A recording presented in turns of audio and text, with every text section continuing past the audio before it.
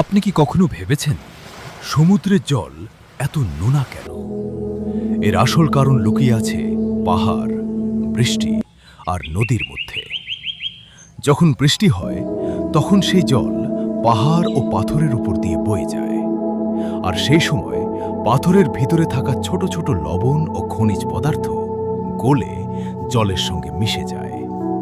তারপর নদী সেই লবণ হাজার হাজার কিলোমিটার দূরে সমুদ্রে নিয়ে আসে। কিন্তু মজার বিষয় হলো, সমুদ্রে জল সূর্যের তাপে বাষ্প হয়ে আকাশে উড়ে গেলেও লবণ কখনো উড়ে যায় না। ফলে লক্ষ লক্ষ বছর ধরে লবণ জমতেই থাকে। আর এভাবেই সমুদ্রের জল ধীরে ধীরে এত নোনা হয়ে গেছে।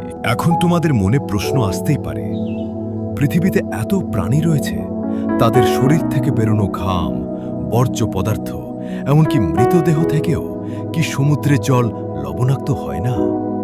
হ্যাঁ, হয়, কিন্তু খুবই সামান্য পরিমাণে।